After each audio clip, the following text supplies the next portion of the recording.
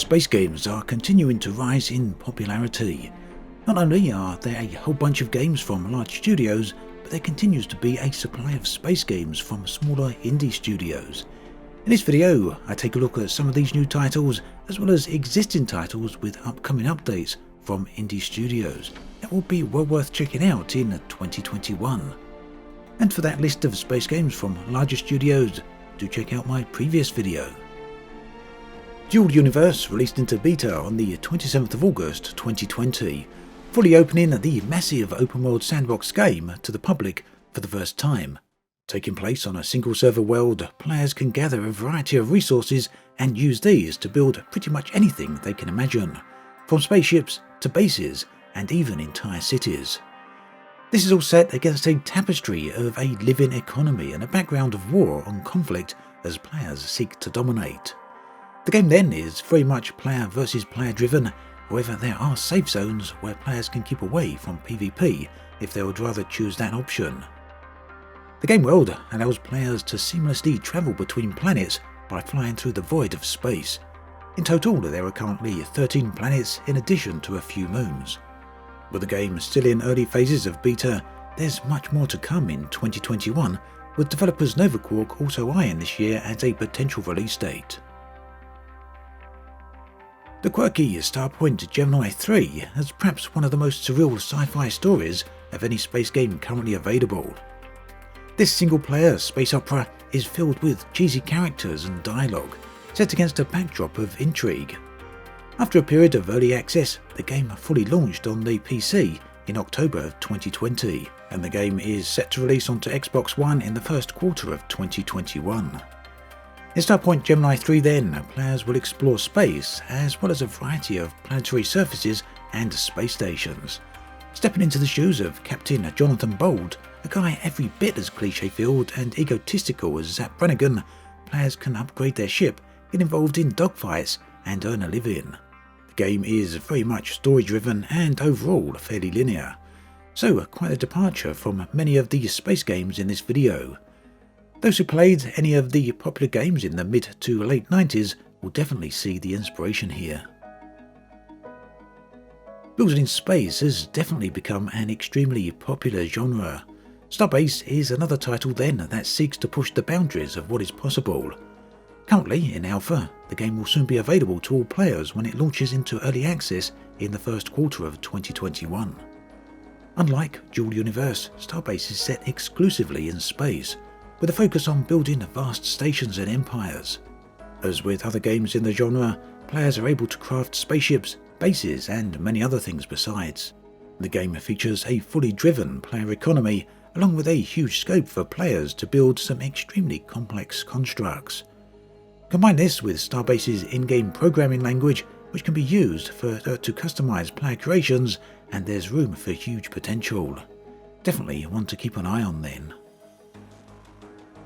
Everspace 2 launched into early access on the 18th of January 2021, and this is a title that I want to really emphasize is a great space game. Not only does it have some of the best moment-to-moment gameplay of any modern space game, including those from larger studios, but it also has a wonderful game world. Many of you will likely remember the first Everspace, which was a roguelike title. Everspace 2, however, is a fully fledged open-world single-player game. Here, players can explore, mine and fight whilst undertaking numerous missions. The game will feature an extensive campaign, which is introduced from the very first moment you load the game. However, players are free to explore the world at their own pace as they unlock access to it piece by piece. In addition to the many areas in space, there are also plenty of zones to explore on planetary surfaces. This game then is easily among the best space games mentioned in this video. Another great single-player space game is Rebel Galaxy Outlaw. Whilst this one has been around for a while now, it only relatively recently arrived on the Switch. But that's not where the story ends. Developer Double Damage Games have promised new DLC for the title in 2021. Rebel Galaxy Outlaw then takes a lot of inspiration from Freelancer and other older space games. It would perhaps even be fair to argue that this title is the first truly modern space game to follow in the footsteps of those older titles. whilst the likes of Elite Dangerous, No Man's Sky and Star Citizen went off to create their own new worlds. In doing so, they left a massive void for anyone seeking something more, shall we say, traditional.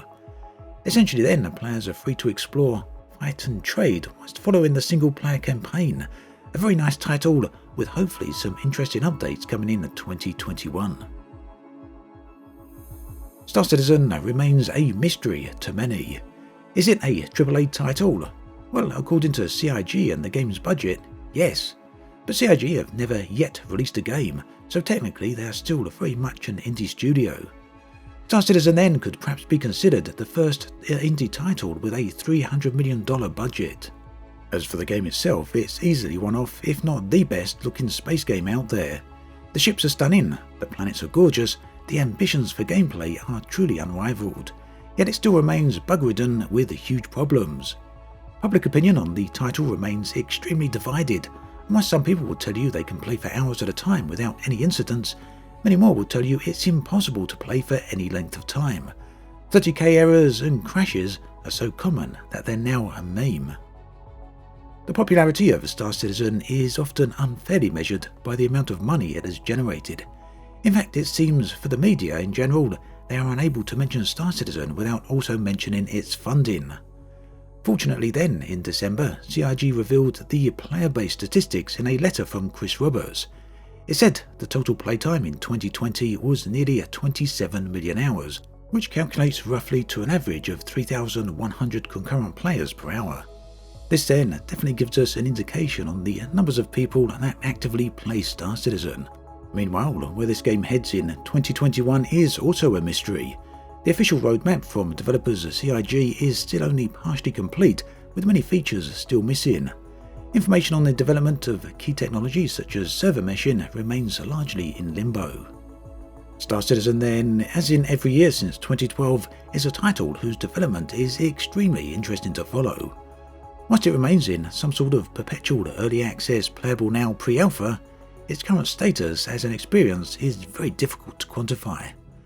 Of course, there's also the separate Squadron 42, which could perhaps have an entry in here, but there's no way that's going to be released in 2021. There's currently no date on when to expect that particular title. Starsector is a game that has been in active development for quite a while now, and has yet to be released. That said, however, Starsector appears to have a great reputation and a very passionate development team. Set in an open-world universe, this single-player sandbox game allows players to explore at their own pace.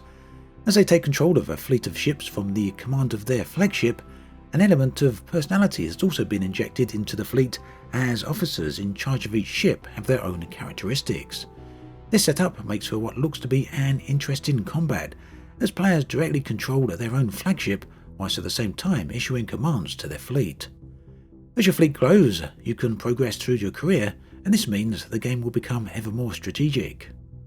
Combine all of this with a backdrop of an economy that allows piracy, trade-in, transport of illegal goods, and the game appears to be suitably complex. Early builds of the game are available right now. Not technically a game, but easily one of the most impressive space sims available, Space Engine allows you to not only explore the entire galaxy, but also the entire known universe. That literally means tens of billions of galaxies, each containing hundreds of billions of star systems, and many trillions of worlds. The sim features some truly stunning graphics that will allow you to create screenshots and footage that easily rivals the releases from NASA and other space agencies. Space Engine then lets you freely explore at your own pace without the necessity of worrying about ships, fuel, or even travel times. Further, the fact it works extremely well in VR is another great bonus. Roguelikes and spaceships seem to go together extremely well, just as FTL and Everspace have proven. Trigon Space Story is an upcoming space roguelike then that is set to deliver yet another space-based experience. The developers discuss various aspects of the game, which include ship battles set throughout the galaxy, where ship subsystems and weapon types play a large part. The game will also feature a range of ships from various factions and races. These ships will also carry a crew, which players will have to manage. One of the most interesting things about the game seems to be that each playthrough will likely be very different, allowing players to choose whether they want to take the friendly approach or a hostile and aggressive one. Space shooters always seem to be popular, and In the Black appears to be keen to deliver. The game is a team-based shooter, pitting ship pilots against each other, and what makes this title stand out is its focus on realism, with the developers claiming everything in the game is researched and designed in consultation with aerospace engineers and space scientists in order to put you in the cockpit of the most lethal machines ever devised. The developers double down on this by pointing out that the game has no fantasy-based propulsion systems, no magic force fields, and disruptor beams or indeed any of those other sci-fi tropes. Instead, the game is built around a sophisticated interface that heavily focuses on realism. It likely means then that combat will be a fresh take compared to just about everything else in the genre. The game is currently in beta and appears to be firing up towards release. Avorion is another procedurally generated co-op sandbox game where players are free to build and explore. Now this one has been out for a while, but it's certainly a great title for 2021 as it regularly and frequently receives updates. Players begin at the edge of the galaxy and have to work their way towards the centre. The game features many staples you would expect from a large space game, including combat, trade, exploration and more.